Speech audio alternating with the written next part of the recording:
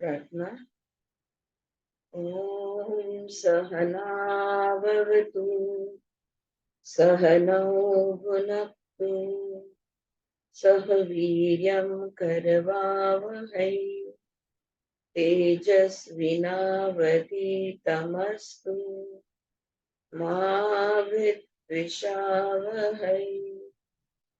Om Shanti Shanti Shanti.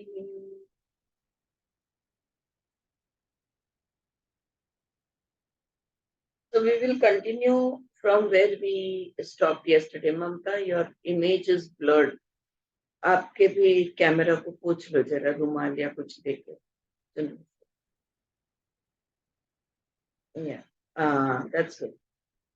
All right, so we were talking about tapa yesterday. कल हम तप की बात कर रहे थे. Tapa means unity, tapa means harmony. But unity of what? If you ask, then unity of the senses, the sense organs, the mind and the body, all of it. Okay, so we nearly for moments we become schizophrenic. वो बात की उन्होंने. So the cerebral verbal knowledge becomes not only stale, but it loses its dynamism because of the fragmentation, because of the inner contradiction, because of the inner inconsistency. We may be hypocrites. We may project an image of a self-concerned person. So there is no tapa in our life because of this division. Body हाँ बोल रहा है, mind ना बोल रहा है, mind हाँ बोल रहा है, इंटेलेक्ट ना बोल रहा है, इमोशन हाँ बोल रहा है, तो बॉडी ना बोल रहा है. Because of that there is fragmentation, उसको कहते हैं डिवाइडेड. ओके, ये डिवाइडेड होने के वजह से हम तत्व में नहीं रह पाते. तप अगेन मेडिटेशन जैसा कोई करने जैसी चीज नहीं है. तप स्थिति है. So it is perhaps the experience of most of us that in spite of knowledge there is no tapas. Tapas unity in our being. ज्ञान तो बहुत है लेकिन तपस हमारे में नहीं है. यू नो, साइकोलॉजिकल मिजरी और suffering is the result of this inner fragmentation, this inner contradiction, this inner division. जहां जहां पे डिविजन है वहां वहां पे दुख तो आएगा ही आएगा. To remain undivided, that is, mind, emotions, chemical system, subservient to the cerebral understanding and the sensory system, equipped to implement the understanding, then there is a beauty. अगर अनडिवाइडेड है, मेरी भावनाएं वही वही है जो मेरे मन में है, जो मेरी बुद्धि भी उसके लिए हाँ कह रही है, मेरा शरीर भी उसके लिए तैयार है. अगर सब कुछ एक स्तर पे है तो फिर हम तो उसकी सुंदरता कुछ और होती है. So please let us not interpret the word tapa as austerity. According to some Hindu code of conduct or the Hindu ethics, there are norms and criteria. हाँ, हमारे तप लिए तप यानी एक पैर पे खड़े रहो, या पता नहीं कोई उपवास कर लो, या कोई यज्ञ कर लो. ये सब तप में हम लोग डाल देते हैं कि शुद्धि. तो शुद्धि नहीं है. तप यानी एकता है, एकजुट होना, सारे स्तरों ने एक साथ होना. वो जो स्थिति बनती है वो बनती है तप. My dear friends, in the era of science, we, the human species, are going to evolve a new ethos. The Hindu ethos, the Muslim ethos, the Catholic ethos, they are not going to stand the challenges of science and technology. So we have to explore and we have to be the pioneer in our own life of a new ethos, which will be common to the whole global human family. अब ये जो सारे divisions है ना, हिंदू, मुस्लिम, सिख, ईसाई, ये वो, इसमें से अब इनके अपने अपने एक कल्चर है, उसमें से बाहर निकलना और सारे मनुष्य जाति के लिए एक कल्चर निकालना. इसलिए देखो, बाद में धीरे धीरे ये Vimala ji is talking, I think somewhere in 1980s, may be 70s 80s, लेकिन within a span of 20 to 30 years people have moved from religion to spirituality. Okay, because spirituality is a much more, it encompasses everything. Yeah, broader, it's much more broader and it's much more expansive and it उसमें सब कुछ समा सकते हैं. बहुत लोग आते हैं, मैं पूछती हूँ ना कि आप क्या किसी गुरु को, तो बोलते हैं आप पूजा पाठ में मानते हो या आप आपका कोई पर्टिकुलर देव वगैरह है, तो it's a part of my question है. तो बोलते हैं कि नहीं, हम रिलीजियस नहीं है, और लेकिन हम एक हायर शक्ति है, हम स्पिरिचुअलिटी में मानते हैं, so it's become common now, right? And that's a great what she had desired, it has come true in quite a bit level, you know. So we cannot remain psychologically divided, separated, isolated. अंधविश्वास से पूजा करने से विश्वास तो रख रहे, वो अच्छा है ना। हाँ, वही तो कहीं नहीं, लेकिन वो बात वो है ही, लेकिन क्या होता है कि तेरा धर्म अलग, मेरा धर्म अलग, वो सबका धर्म, एक मनुष्य धर्म निर्माण करने की जरूरत है, ये बात है कि जहाँ पे हर कोई आ सकते हैं। Religious fanatism comparatively has reduced. Yes, it has Maybe, reduced. maybe except in the Islam community, that fanatism is still there. But still, I think comparatively, we have started accepting that we are humans first rather than these divisions. Not only Muslim, into most religion, there will be a percentage of fanatism always. Yes, that will be Those there. who are rigid, those who do not want to give up the old ways of it, and those for whom there is a lot of profit in it, of name, fame, and money, you know, they will remain into that rigidity. But people have broken away from that, or interracial, intercaste marriages के वजह से भी ना, it's become one globe. It's in the process of becoming one human global community. So जितना ये ज्यादा बढ़े उतना अच्छा। अच्छा, स्पिरिचुअलिटी में कोई नियमावली नहीं है, स्पिरिचुअलिटी में कोई विधि नहीं है, कोई डूज एंड डोंट्स नहीं है। तो हर एक जन अपनी अपने तरह से अपनी अपनी अध्यात्म जो है, अपने अपने आत्मा, परमात्मा, भगवान जो भी है कुछ है, अपने अपने तरह से वो लोग फॉलो कर सकते हैं। Okay, so whether it is science or physics, or whether it is science, the physics of consciousness, as I call it, अभी हम कहते हैं physics हो या metaphysics हो, right? Metaphysics is physics of the consciousness. Physics is the physics of the physical, geographical world that we live in. I call spirituality physics of consciousness, physics of matter, and physics of consciousness, physics of energy. They are going to give us a new synthetic perspective of life and a new ethos. एक नया जमाना तैयार हो जाए। True. अभी उन्होंने हमें 3 शब्द दिए थे, एक दिया था तप, दूसरा था दम, और तीसरा क्या था?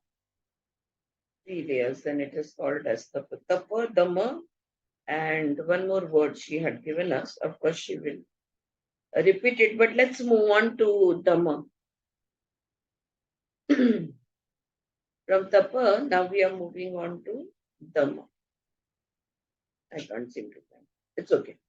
So ये दम Next क्या word है? is karma. कर्म। Yes. तपो दम कर्मेति प्रतिष्ठा। हाँ, करेक्ट। तप, दम और कर्म, ये जो सूत्र में दिया गया है। Very good, thank you so much. Yes, so true purport of them. तो अब तप हमने समझ लिया, अब दम का क्या मतलब होता है ये देखते हैं। Let us turn to the second word, dam. It is a beautiful word according to the Hindu interpretation. Dam means leading to the word damanam is interpreted as suppression or repression, and it seems to me absolutely irrelevant in the context of the revelation of the Brahman or divinity. तो दम, अपन कहते हैं ना थोड़ा दम धरो, या you know थोड़ा दम, दमानी घ्या आपण मराठीत म्हणतो की नाही. सो just relax or be patient, or we can say that be quiet, suppression, repression. तो ये तात्विक मतलब हम लोग जनरली हमारे एवरीडे यूज में इसका मतलब निकालते हैं, लेकिन यहाँ पर वो मतलब बिल्कुल नहीं बनता. It seems irrelevant to have any need for suppression or repression, as there is no need and scope for indulgence indicated by the word tapa. There is no need for denial, rejection, suppression or repression in the context of the occurrence of the relevance. अब देखो, हमने तप में देखा, क्या देखा हमने कि उपास तपास ये सब करो, कुछ करने की जरूरत नहीं है, बस अंदर से एक हो जाओ, मन बुद्धि चित्त सब एक कर लो, शरीर सब कुछ एक कर लो, तो ये बन जाता है तप. तो जैसे किसी चीज को छोड़ने की वगैरह जरूरत नहीं है तप में, वैसे दम में किसी भी चीज को नाकारने की या दबाने की जरूरत नहीं है. There is no need for denial, rejection, suppression और repression in the context of the occurrence of the rebellion. क्या करोगे तुम वो जो ब्रह्मांड का जो आना है, या हमारा ब्रह्मांड के निकट होना है, या तो हम कहेंगे आत्मा साक्षात्कार है, इसके बारे में क्या दबाओगे? कौन सी चीज का दम करोगे? हाँ, तो क्या, what is it that you are going to deny? There is nothing to deny. कोई चीज को नकारना नहीं है. हाँ, सब स्वीकार में है. और जब पूरी तरह स्वीकार में है, हाँ बोल सुचित्रा. आपल्याला दम हा शब्द गेला आता शम दम तितिक्षा, तितिक्षा श्रद्धा, उपरती. हा या हा श्रद्धा, त्याच्यामध्ये. समाधी समाधान. समाधी षटक संपत्ती जे म्हणतो आम्ही. हा, हा षट संपत्ती म्हणतात, 6 षट आहे संपत्ती. त्याच्यामध्ये. बरोबर आहे. येस. सो त्याच्यामध्ये शम बरोबर दम हे पण आलेलं. तो दम इकडे असा अर्थ नाही लागत असं ती म्हणते इकडे. ओके, मग काय अर्थ होतो बघूया. For the stabilisation of the रिव्हिलेशन, why should anyone require repression, suppression or denial? It is a contradiction in terms. Then the word revelation becomes meaningless. साक्षात्कार ये शब्द किसी भी चीज का खुद ब खुद स्वयंभू हाजिर होना, यानी रिवील होना. तो ये ब्रह्मांड का रिवील होना और किसी चीज को नकारना, ये तो विरोधी हो जाएगा. Right? It is a contradiction in terms. Then the word revelation becomes meaningless, empty, and surely the sages of the ancient times would not use a word that has no relevance to the occurrence of revelation of the secret or truth of life. जिंदगी का जो सत्य है, जो ये गुण है, इस चीज के लिए दम क्यों यूज करेंगे यहाँ पे ऋषि? क्यों वो नकारेंगे किसी भी चीज को? So it seems to me that the universal content of the word Dhamma in the context of the Upanishad is a voluntary withdrawal by the mind from the sense objects. When the needs of the senses are satisfied, the mind without suppression, repression, rejection, or denial voluntarily withdraws from the contact of the sense object, from the sensation of pleasure due to the interaction with the sense object.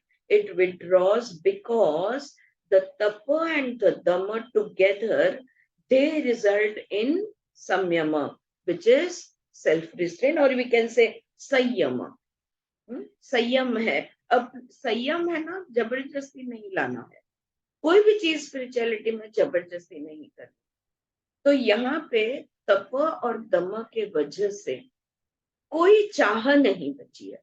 जो हम लोग प्रत्याहार का जो हमने अभ्यास किया है ना, बस वही प्रत्याहार जो पतंजलि के योग सूत्र का है, वही मतलब यहाँ पे लगता है कि खुद ब खुद हमारे इंद्रिय अपने अपने विषय से दूर रहने लगे.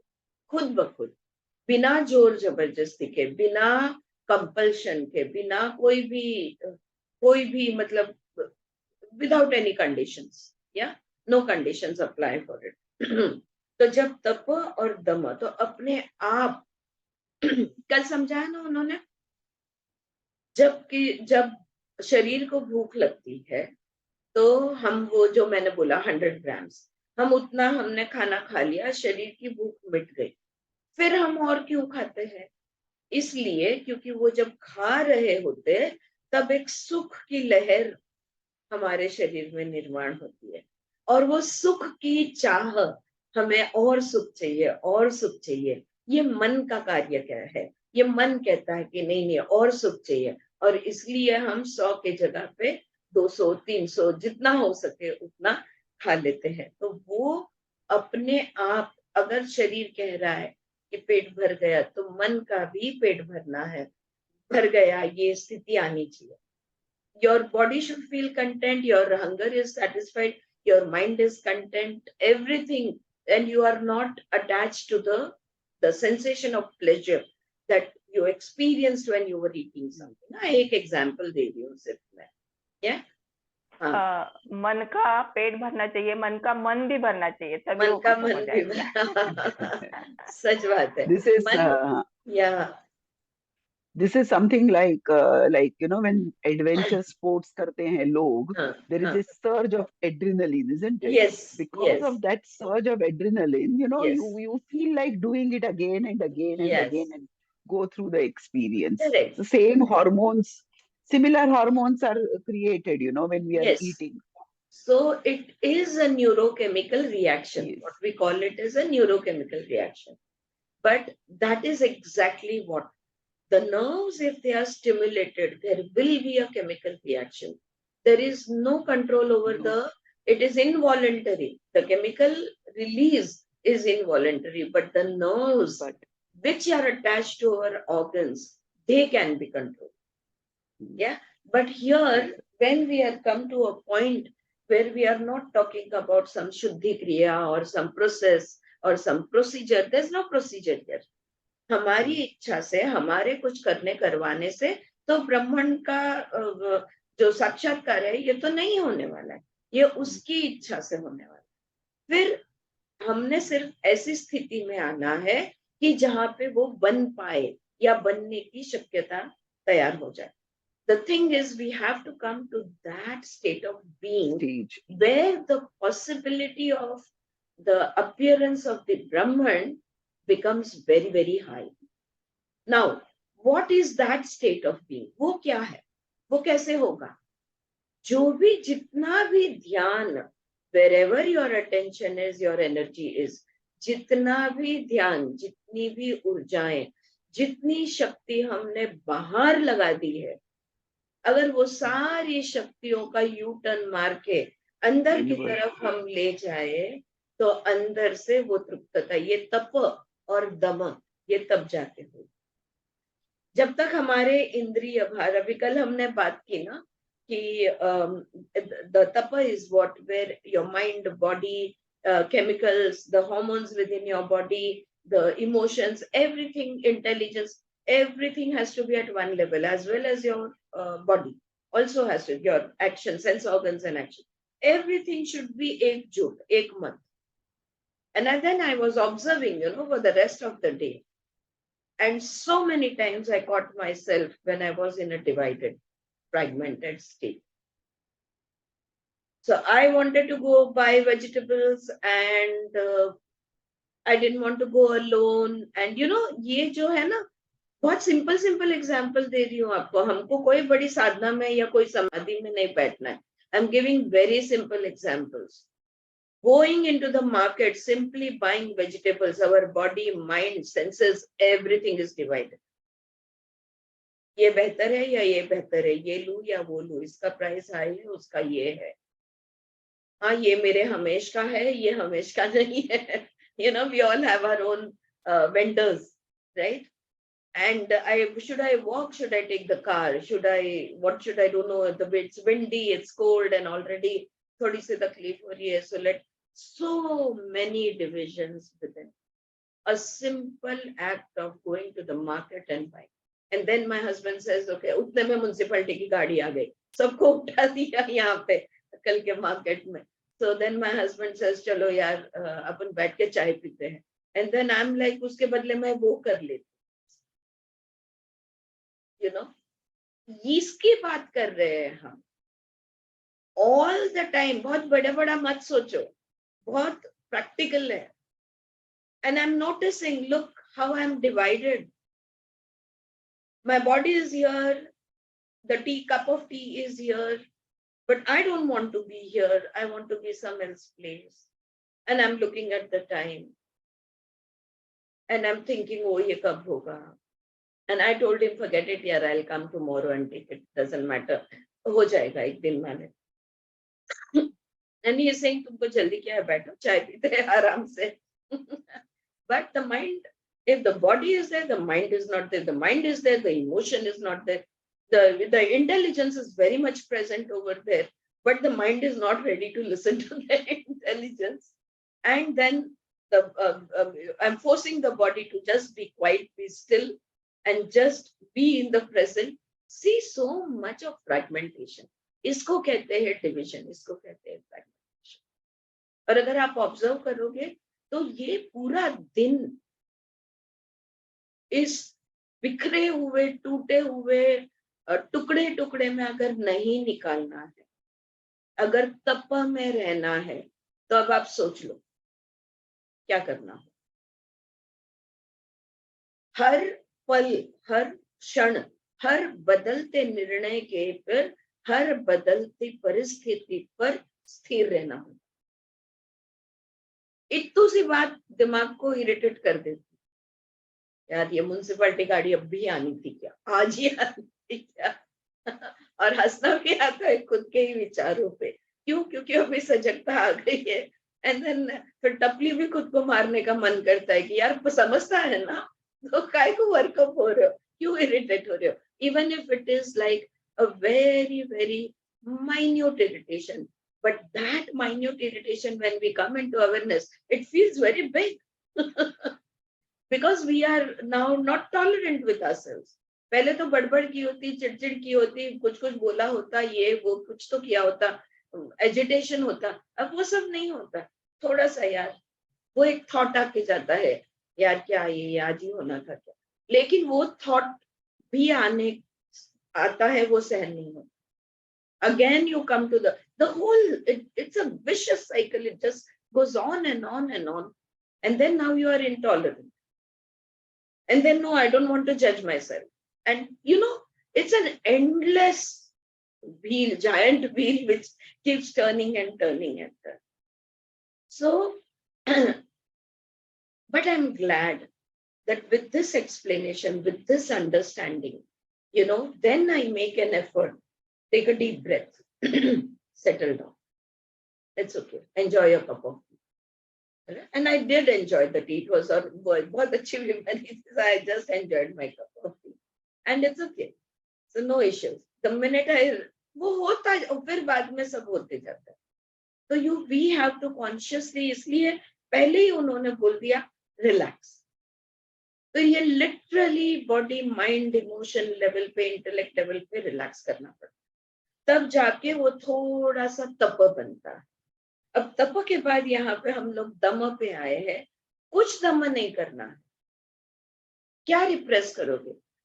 इस लेवल पे आके जहाँ पे ब्रह्म का आत्म साक्षात्कार, आत्म का साक्षात्कार, ब्रह्म का साक्षात्कार जहाँ पे हो रहा है, तुम किस चीज को नकारोगे? कौन सा तप, कौन सा दम करने बैठो? क्षमा, दम, हाँ, तितिक्षा, श्रद्धा, समाधान, ये क्या करना है? क्या क्या करना है? कुछ नहीं करना है, right? Upanishads are the essence of life. Okay, ये जो षट संपत्ति है, या जो ज्ञान के भी 3 स्टेप्स उन्होंने दिए हैं, या भक्ति की 9विध भक्ति दी है, तो हर एक मार्ग पे अपने अपने लेसन्स दिए हैं प्रैक्टिसिंग के लिए। Yes, all that we have to do in the beginning when we are in primary school of spirituality, then we have to do all of that. But then Upanishads, वो सब चीज करने के बाद जो एक जिंदगी को उसके रस में हमने जानना है, वो जानकारी हमें उपनिषद में। Yeah. So we have reached a certain point where the Atma is doing the Sakshatkar, there is no need for Dhamma. All right, or it withdraws. Because of the Dhamma and Tapa together, it results in Sayyama. So ये संयम अपने आप आ जाता है। The Sayyam, Samyama is coming off together, Sayyama is self-restraint. You know, यहाँ वहाँ दौड़ने से खुद को रोकना, वो घोड़ों की लगाम बिल्कुल, मन की लगाम बिल्कुल अच्छी तरह से firmly पकड़ना, that is the संयम that she is talking about over here. Yeah, और ये संयम आ गया तो फिर संयम यानी धारणा, ध्यान, समाधि की जो अवस्था बनती है, वो अपने आप आ जाए। Okay, those of you who have studied the first 12 chapters of Gita with me will remember Samyamagni Pujuha, what is it? Bhavati. Samyamagni, do you know that word? Sayyamagni Sujuvati. Is that Juhati, the word? Juhati, Juvati. Juhati, Juhati. Juhati. Yeah, that's the word. Yeah. Samyamagni Juhati. Yes. A sacrifice that all the imbalance and impurities are sacrificed in the fire of Sayyama. तो ये संयम है ना, इसकी अग्नि में जितनी भी अशुद्धि है, जितना भी इम्बैलेंस है, इसको जल जाता है।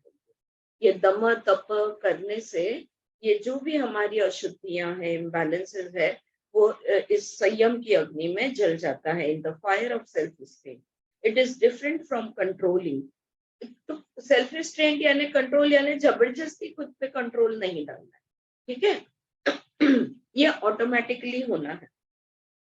It is different from controlling. In control, you impose something, referring to some criteria or norm. And here it is an inner action, not impelled and not compelled from outside, in the name of heaven or hell. But it is an inner emergence of a sense of responsibility towards the senses, towards the understanding that there is a restraint. ये वाला संयम है ना, ये बस नियमाग्रह या जबरदस्ती या किसी ने बोला या बाहर से कोई कारण है जिसके वजह से हम कर रहे, उसके वजह से नहीं। ये एक समझ आ गई है, एक सजगता आ गई है, और उसमें से अपने आप हमारा संयम बन जाता है। It is a beautiful word, I'm sorry. It's a beautiful word, and all the Upanishads and Vedas sing hymns to Sayyama, the beauty, the elegance of self-restraint. So first, there is a voluntary withdrawal of the mind from the sense organs, sense objects. When the mind voluntarily withdraws from the contact, the sensation of pleasure, the interaction with the sense objects, then the energy of restraint emerges. तो अपने आप मन जो है, ये हमारे इंद्रिय अपने अपने विषय के पीछे, आंखों का विषय जो दिखता है वो, कानों का विषय जो सुनाई देता है वो, तो हमारे इंद्रिय जो है अपने अपने विषय के पीछे पीछे जाते रहते हैं। मन इन सब को इकट्ठा कर लेता है और मन अपने आप में उसको स्थिर कर देता है, खुद स्थिर हो जाता है। और वो जो सुख की लहर आई है, वो सुख की लहर में भी मन शांत हो जाता है, वो एक लहर में भी वो तृप्त हो जाता है, और इस तरह से संयम ये उभरता है। Please do see, life is all energy, innumerable energies.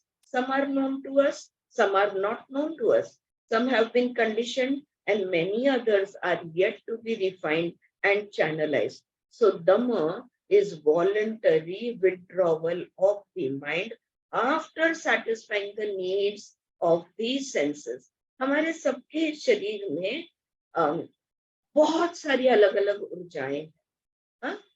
कुछ ऊर्जाएं हम जानते हैं, जैसे प्यास, भूख, नींद, ये ऊर्जाएं हम इनको अच्छी तरह से जानते हैं। ये रेगुलर इंटरवल पे आती ही रहती है, अपने अपने समय पे आके हाजिर हो जाती है, right? So we know them, but there are many other energies about which we don't know anything at all ना, उसके बारे में हम अभी सजग नहीं हुए हैं। सो दमा यानी जब मन, जब भूख है या प्यास है, तो वो भूख मिटाने के लिए जितना चाहिए, प्यास मिटाने के लिए जितना चाहिए, नींद पूर्ण होने के लिए जितना चाहिए, किसी को 3 घंटे, 4 घंटे, 2 घंटे, 6 घंटे, 7 घंटे, जो भी आपकी रिक्वायरमेंट हो, वो रिक्वायरमेंट पे मन शांत हो जाए, इसको कहते हैं दम।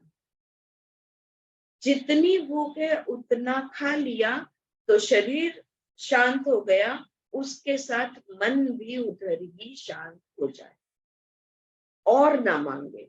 जितनी नींद की जरूरत है उतनी नींद होने के बाद मन ये ना कहे अरे आज संडे है और सो लो। इट डजंट मैटर कौन सा डे है, राइट? इसको कहते हैं दम, या जिसमें से एक संयम तैयार होता है। For example, you have communicated through words whatever you had to communicate. Does the process of verbalization discontinue there, or does it continue to find out the reaction of the other person? to manipulate a particular reaction from the person. The simple communication for sharing, for exploration, for clarification is one act. And when you go on chattering, blah, blah, blah, blah, because you want to manipulate either your behavior or the behavior of the other person out of fear, out of desire to dominate, etc., etc. So, a simple act of verbalization, speech, loses its dignity and decency. अब देखो, हमने तो भूख और प्यास और इसके बारे में बात की. बात करना, स्पीच, वाक, वाचा, राइट? ज्यादातर हम लोग जो भी बात करते हैं, जितना जरूरी है, कम से कम उससे 10 बार ज्यादा बात करते हैं, into 10. Okay, we never only make a point and be done with that. Say whatever we want to say, exactly what we want to say, and finish it off at that. हम बहुत बात करते हैं, जैसे हमारा अति आहार है, सब कुछ अति है जिंदगी में, बातें भी हम अति करते हैं. क्यों ये अति है? क्योंकि या तो हम हमारी बात सामने वाले को पटाने की कोशिश कर रहे हैं, तो हम जितना कहना है, जो कहना है, उससे ज्यादा बोलते चले जाते हैं, या तो हम चाहते हैं कि वो इस हम जो कह रहे हैं उस बात को माने, या उस तरह से वो अपना विचार सेम हमारे विचार के साथ वो मैच कर ले ना. So there is something we want them to agree with us, or we want them to do whatever we want them to do, right? And not do what they want to do. तो हम ज्यादा बात करते चले जाते हैं. जो भी बोलना है, वाक है, वाचा है, ये एक संवाद का माध्यम है. It is a mode of communication. But we are overusing all this mode of communication. So फिर क्या होता है? एक सीधी सादी चीज है कि तुम्हें कुछ कहना है, वो थोड़ा सा, वो सीधी सादी चीज, स्ट्रेट फॉरवर्ड जो तुम्हें कहना है, वो कहने के बदले जब हम इतना बोलते हैं, तो वो कहने, उस बात की जो डिग्निटी है, उस बात की जो डिसेंसी है, वो चली जाती, और सिर्फ बातें नहीं, बड़बड़ बन के रह जाती. Do we withdraw from the moment of verbalization or go on talking the whole day? तो क्या हम मौन में चला जाते हैं, या दिन भर बात करते रहते हैं? Whether it is necessary, warranted or not, if there is no one else, we talk to ourselves. The chattering goes on. You see, there is no dhamma, there is no withdrawal. और अगर बाहर कोई नहीं मिल रहा है ना बात करने के लिए, तो दिमाग के अंदर खुद के साथ नॉन स्टॉप हम बातें करते रहते. ये भी दम न होने का की वजह है. अगर अंदर शांत हो गए, कुछ कहना नहीं है, खामोखा क्यों थॉट्स दौड़ रहे हैं, मन के विचार बस गतिशील होते जाते हैं, है ना? There is no need for it. When there is no need, if you can become quiet, then you are in dhamma.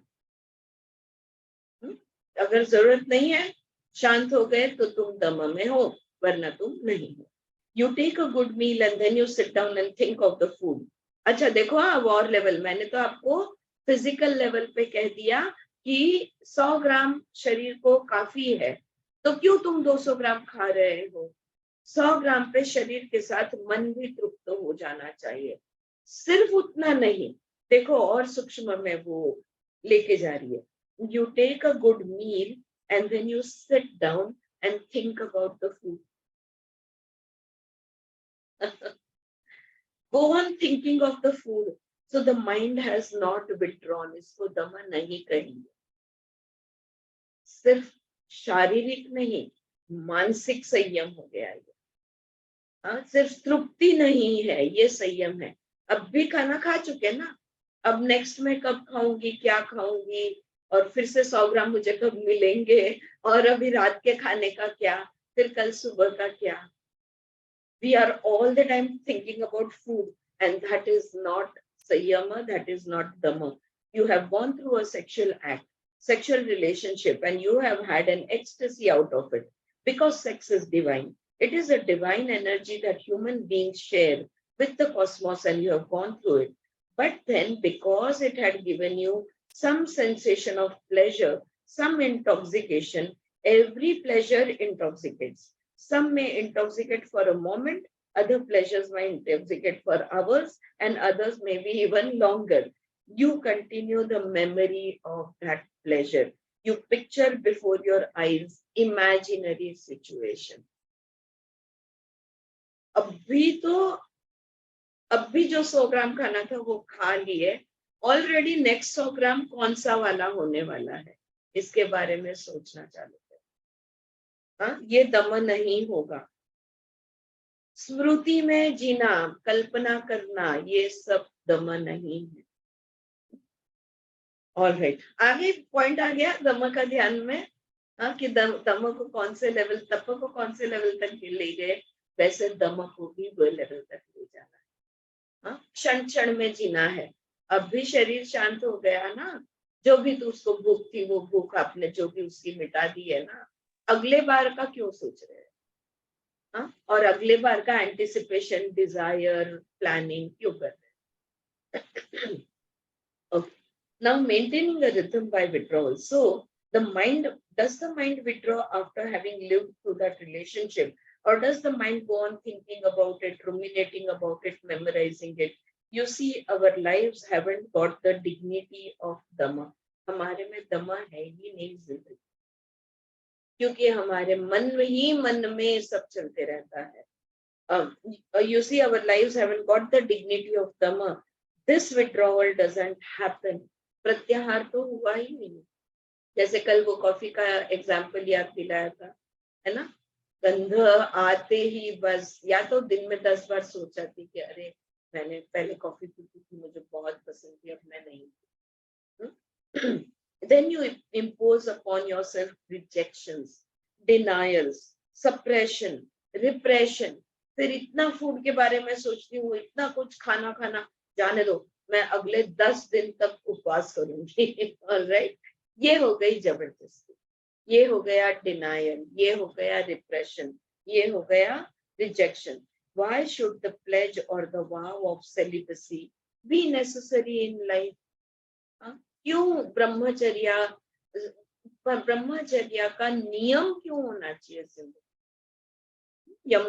यम जो है ये क्यों होना चाहिए जिंदगी में?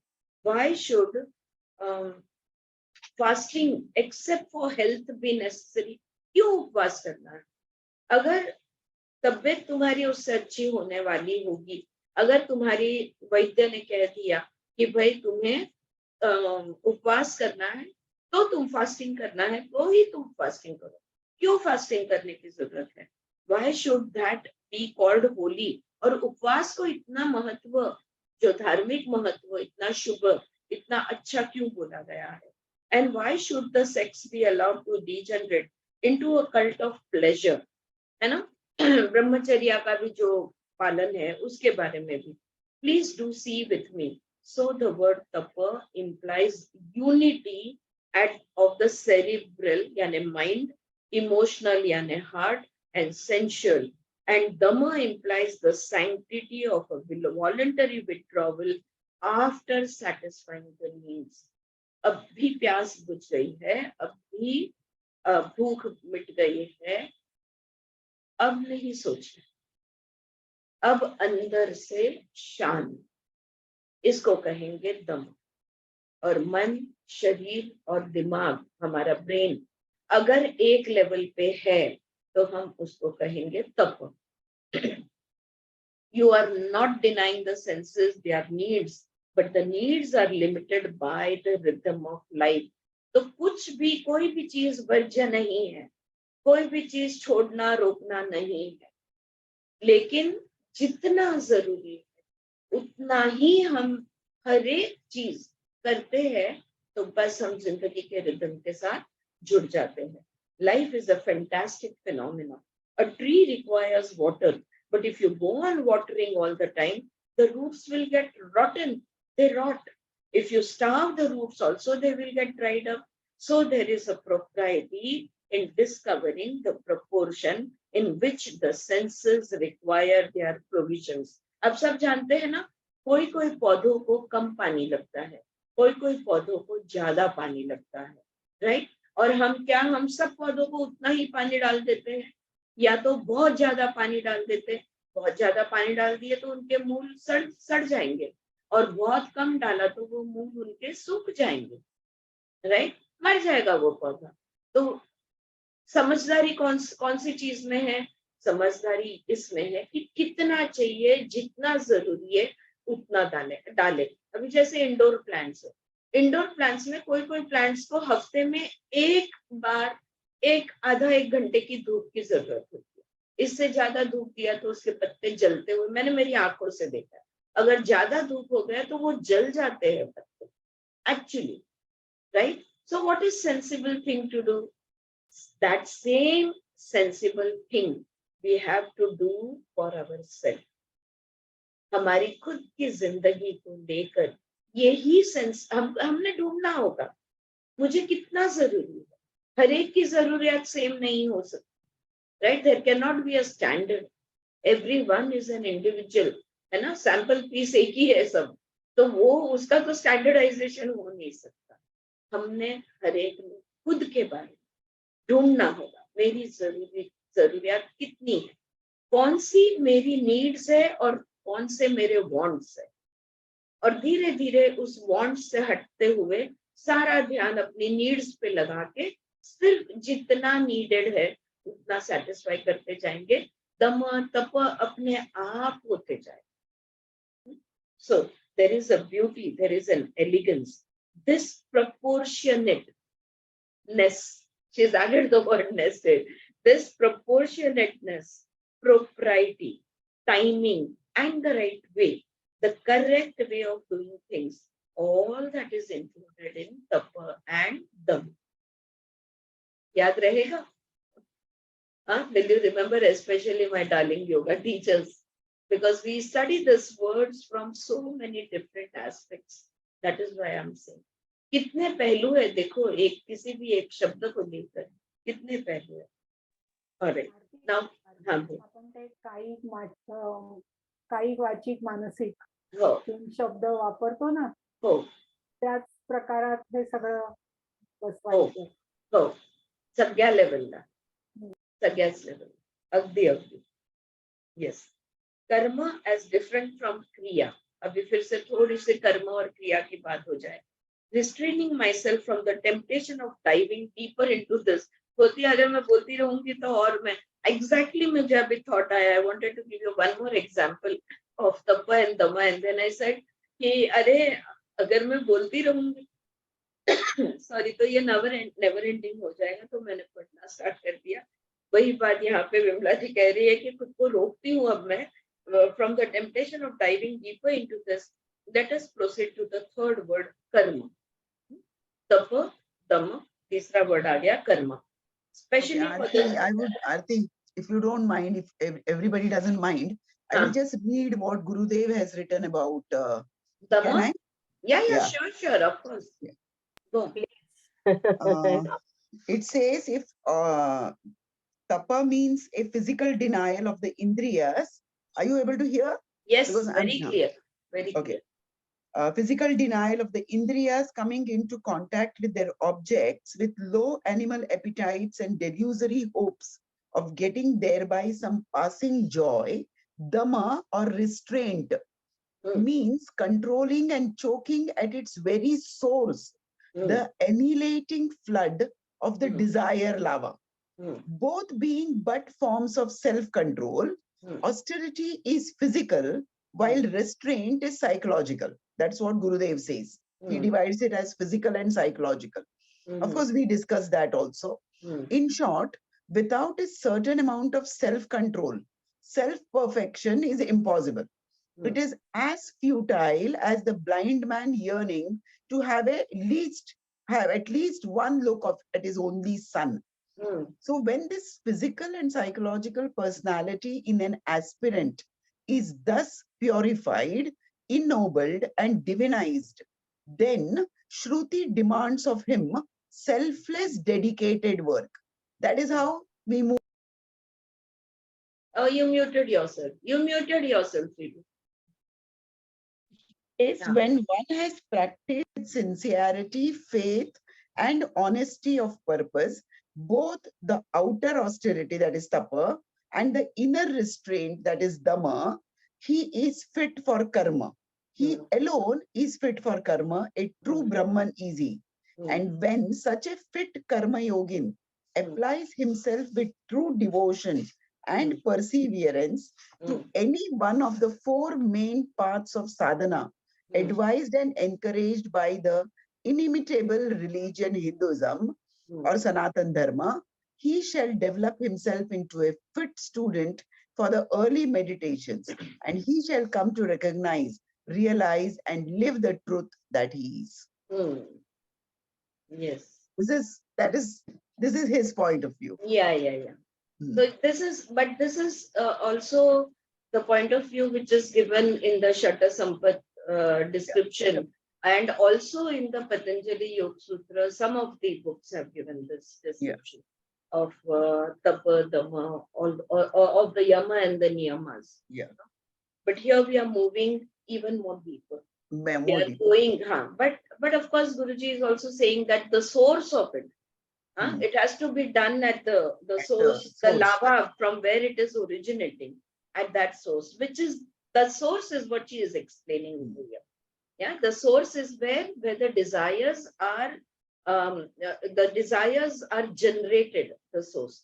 So that is at the level of the energies, at the level of the elements, at the level of the sense organs in which the energies are coming up. Almost the same. Yeah. All right. So now tapa we have seen is uniting of the body, mind, emotion together. When nothing is fragmented within you, that becomes the tapa, is what's saying. Not just at the physical level, it's taken to the level of the soul over here. And dhamma is where, after satisfying the senses, because if the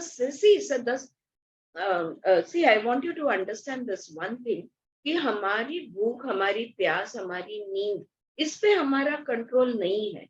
ये हमारे शरीर की जरूरियातें हैं. और ये जो, लेकिन हम जितना जरूरी है उतना लिए बगैर हम उसको डबल से ज्यादा दे देते हैं. राइट? तो क्यों देते हैं? क्योंकि हमें उसमें मजा आया, इसलिए हम देते हैं. तो अब क्या हुआ है कि अब हमने जितना जरूरी है उतना जब हम करेंगे, जितना खाना है उतना ही खाएंगे, जितना पीना है शरीर को, मन को नहीं. मन एंडलेस है, तो शरीर को जितना चाहिए उतना ही देंगे. वो सुख पे हम समाधान हो जाएंगे. We will feel satisfied when the wave of pleasure comes to us, and we will let it be, and we will not think about the next time. We will not imagine, we will not work our minds, or we will not recollect, remember. ओ, वो 100 ग्राम खाया था, कितना मजा आया था. अगला 100 ग्राम, अच्छा last vanilla खाया था, नेक्स्ट टाइम मैं ये ले लूंगी. You know, there is nothing happening in the mind. When you put a full stop to it, then Dhamma automatically comes into play. Self-restraint हो जाता है. And the last sentence that you read, Arju, very true, that Dhamma and Tapa है तो कर्म तो होगा ही, फिर क्रिया नहीं. सच बात है. लेकिन कर्म और क्रिया के बीच में फर्क क्या है, ये थोड़ा वो समझाना चाहती है. Especially for the students and teachers of yoga, let me clarify the word karma, distinguish it from the word kriya. You have very two significant words, kriya and karma. All of us who have read insights into Bhagavad Gita, this is a complete recall for us, revision for us. Kriya is an activity which is not born of your volition, your decision. क्रिया किसे कहते हैं? जो जिसपे हमारा कोई voluntary control नहीं. क्रिया वो होती है जो हमारी इच्छा से नहीं होती. Alright, kriya is an activity which is not born of your volition, your decision. It goes on in you as a biological phenomena primarily. जैसे अब मन में मुंह में अन्न डाला, तो ये अन्न का जो पचन क्रिया है, जो चयापचय होना है, उसमें से जो वेस्ट प्रोडक्ट तैयार होना है, शरीर ने उसका सत्व ले लेना है, ये एक क्रिया है.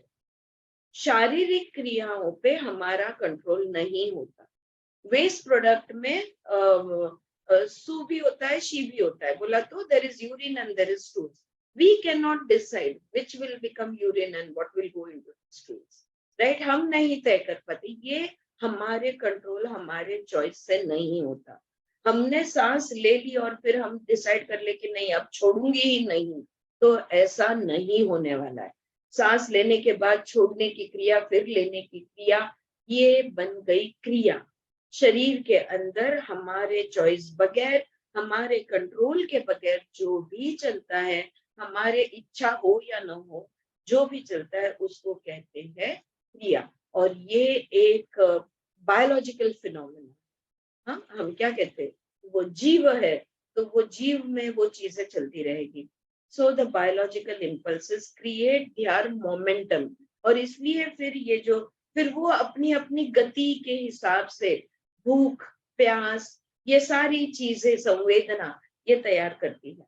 they have their momentum and you follow the compulsion of those impulses। तो उसकी अपनी अपनी एक गति है, और वो गति के हिसाब से अब सारा खाना पच गया, पेट खाली हो गया, है ना, अपने आप जब जब शरीर के पेशियों को अब और अन्न चाहिए, और उसको पता है कि वो अन्न बनाने के लिए 2 घंटे लगेंगे, तो वो 2 घंटे पहले ही पेट में भूख ये ले आएगा, अपने आप भूख लगेगी, प्यास लगेगी, ये चीजें होती है। और फिर हम उसको जो चाहिए वो देते हैं। इट इज अ क्रिया, it is an activity, it is not Karma, it is just an activity. ये एक क्रिया है, चलती रहती है, एवरीथिंग इज अ क्रिया, इट जस्ट गोज ऑन। कुर्वन् एव इह कर्माणि जिजीविषेत् शतम समः। रिमेंबर ईशावास्य, ये ईशावास्य का एक मंत्र था। The privilege of the human being is to live the life of action for at least 100 years, which is the span of a human life. ये जो क्रियाएं है ना, ये बिना बिगड़े, बिना बदले, हेल्दीली शारीरिक क्रियाएं 100 साल तक मनुष्य में चलती रहनी चाहिए। ये मिनिमम उसकी क्षमता है, ये हमारे शरीर की, मनुष्य शरीर की कैपेसिटी है, क्षमता है कि 100 साल तक हेल्दीली शरीर के अंदर हर एक क्रिया काम करती रहे। और देखो हमारे हॉस्पिटल्स कितना बिजनेस करते हैं। Such a sad thing, such a sad thing that we have managed to destroy such a fine instrument that we have been born with. We are abusing our own body. Complete abuse, and right from childhood. The way I see mothers overfeeding their babies, वहां से चालू हो जाता है। And when the child is not interested in food, getting him interested in food, भूख लगेगी तो मांगेगा अपने आप, कहाँ जाएगा? We don't have that patience because it's 11 o'clock, he has to eat. Yeah, it's घड़ी हमारी जिंदगी चलाती है। Anyway, so the privilege of human being is to live the life of kriya for at least 100 years, the span of human life. Kurvan eva iha karmani jijivise shatam samah evam tyavi na anyathe tosti na karma lipyate nare। It is your responsibility, ये क्रियाओं में बाधा न डालने का काम की जवाबदारी हमें दी गई है। ये जो सहज चलने वाली, एफिशिएंटली चलने वाली जो क्रिया है, इसमें हम लोग बाधा डालते रहते हैं। ये हमारी रिस्पॉन्सिबिलिटी है। It is your privilege to act, and action does not create any bondage. तो ये कर्म तुम्हारा है, क्रिया शरीर का है, कर्म तुम्हारा है। अगर सही तुम कर्म करोगे, अगर क्रिया के लिए सही कर्म करोगे, तो कर्म कभी भी बंधनीय नहीं बनेगा। No karma can ever become a bondage. Karma is never a bondage. Yeah, karma is never a bondage. If we allow the kriya to happen naturally, then there will not be any bondage.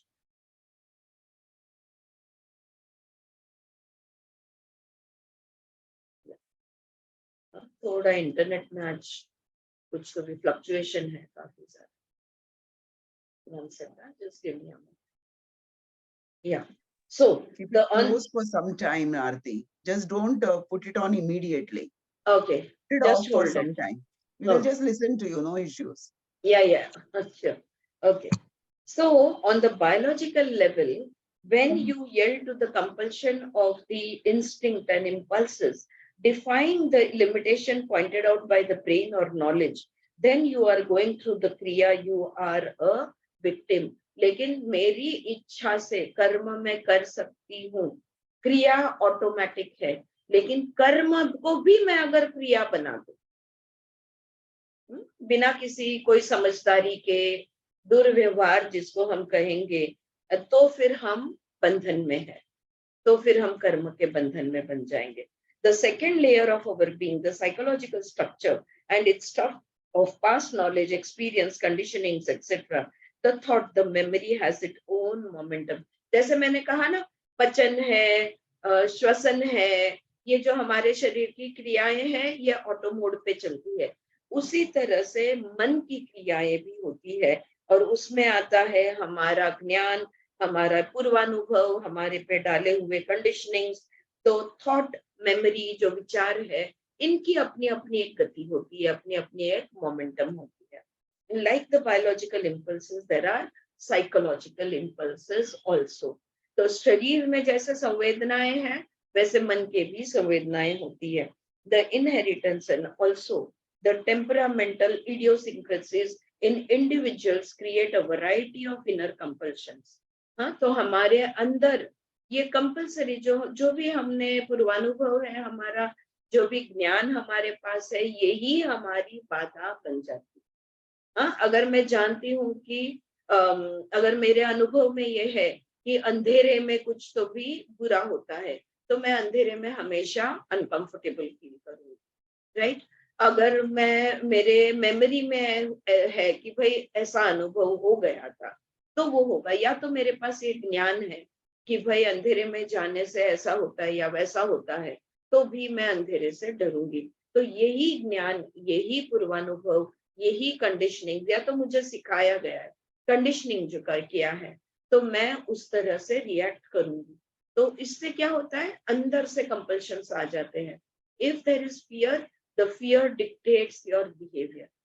अगर डर ही तुम्हारे अंदर की स्थिति है, तो पूरी जिंदगी तुम डर डर के ही जियोगे, जो भी करोगे डर डर के ही करोगे. तो तुम्हारा व्यवहार जो है, ये तुम्हारे अंदर का जो कंपल्शन है. फॉर एग्जाम्पल, अगर डर है, फियर है, तो ये फियर तुम्हें रूल करेगा. It strangles, it can suffocate, it can make you aggressive. और ये डर के वजह से ना तुम तड़प उठोगे, तुम सांस नहीं ले पाओगे, या तो तुम एग्रेसिव बन जाओगे. हाँ, तुम एकदम ओवर रिएक्ट कर दोगे, या सेल्फ डिफेंस में बहुत ज्यादा एग्रेसिव हो जाएगा. सो what is done out of fear is not a कर्म. तो सीधी सी बात ये है कि डर की स्थिति से जो भी करोगे वो कर्म नहीं, वो ऑटो क्रिया है. क्योंकि अंदर डर है ना, तो ऑटो क्रिया है. It is not action, it is an activity. You are victimized, you are pushed in that direction, pulled, whether you want to do it or not. मैं, तुम कितना भी चाहो मैं नहीं डरूंगी, तुम कितना भी तय कर लो, कितनी भी समझदारी दिखा लो, कितना भी समझ लो अब मैं बड़ी हो गई हूँ, अब मैं छोटी नहीं हूँ, अब मैं नहीं डरूंगी, फिर भी जब उस मोड़ पे जाओगी, उस रूम में या उस अंधेरे के पास, तो ऑटोमेटिक डरना आ जाएगा. jealousy, it makes you behave in certain ways. डर की तरह ही जो ईर्ष्या है, jealousy है, ये तुम्हारा व्यवहार को, तुम्हारे बिहेवियर को बदल ही देती है. anger, you behave in certain ways. अगर गुस्सा आ गया तो तुम अलग से व्यवहार करोगे, राइट. तुम्हारा बिहेवियर बदल जाएगा. You are not even aware of what you are doing or saying when the fit of anger hits. हाँ, please do see this. जब गुस्सा आता है ना, तो क्या बोल रहे हैं, क्या कर रहे हैं, कोई भान नहीं रहता. So that which pulls you, pushes you, compels you and gets some movement extracted out of you, that is kriya. हाँ, तो जो भी तुम्हारी खींचातानी होती है ना, खींचता है, सॉरी, खींचता है, ढकेलता है, ये जो भी कुछ तुम्हारे पास से जबरदस्ती जो होता है, I can't help my self, it just happens, जो जो चीज के बारे में तुम ये बोलते हो ना, वो है क्रिया, क्रिया एंड प्रतिक्रिया. सो activity is not action, and the Vedic text, the whole of the Vedas, the Upanishad, the metaphysics, philosophy, they say that the human life is meant to do karma. It is a life of action and not activity or inactivity. हाँ, सो कर्म के बारे में मी आता जे बोलले, Suchitra, even Anju for that matter, Swati, Mamta, any of you, if you can just discuss for 1 minute about karma akarma, तो मैं अभी आती हूँ. Just give me 1 moment, I will be back.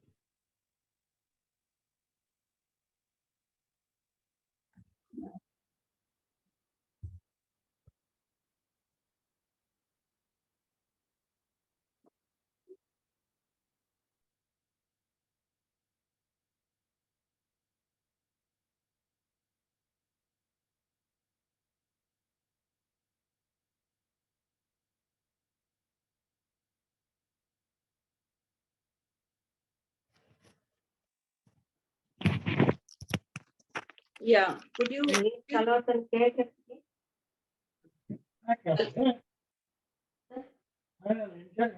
क्या हुआ? हॅलो, काय झालं सुचित्रा? काय तुम्ही विषय? हा जो शेवटचं वाक्य मी जे बोलले ना, activity is not action, the whole of the Vedas, the Upanishad, the metaphysics, the philosophy, they say that human life is meant to do karma. It is a life of action and not activity or inactivity. हाँ, हे ये मुद्दा, अच्छा, you all didn't discuss. कोणी काय बोललं का त्याच्यावर? नाही सगळे नाही असे ब्लँक का बसलात? सगळे शांत बसले होते. का बरं? मी बोलले ना थोडस ते. बरं, आपण इनसाइट्स इंटू भगवद्गीतामध्ये ह्याचा खूप अभ्यास केलेला आहे. Okay, I will not go into the detail, पण जिंदगी जो है ना, ये कर्म के लिए है, क्रियाओं की से जिंदगी नहीं बनती. सही में जिंदगी जीना चाहते हैं तो वो एक जिंदगी जीना, सांस लेना, क्रिया नहीं होनी चाहिए.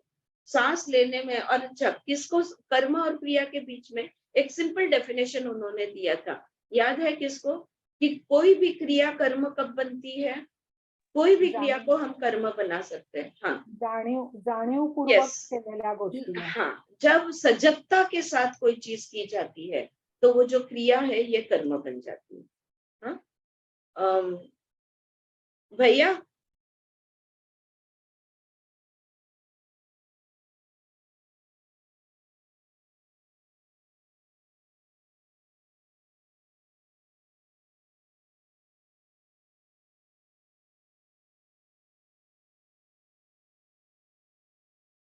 हाँ, आणि मग मला ते स्टॉप करून स्टार्ट करावं. मग थोड्या वेळसाठी राहतं, मग परत रिपीट होतं. या, मी बस just finish this and I stop.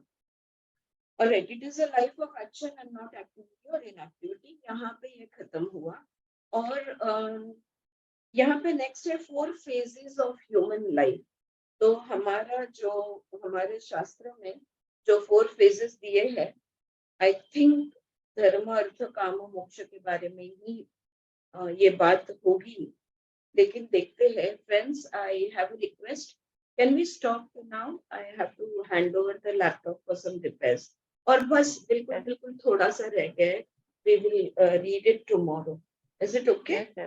So we will stop. And this is a good point कि जहाँ शम दम और कर्म का जो सूत्र है, जो मंत्र था, ये मंत्र फिनिश हुआ. Alright, and now she wants to talk a little about the Purushartha. So the 4 Purushartha, so we will leave that to you. Alright, thank you all, thank you so much, bye bye. Thank you. थोड़ा discuss करना चाहे तो कल करेंगे।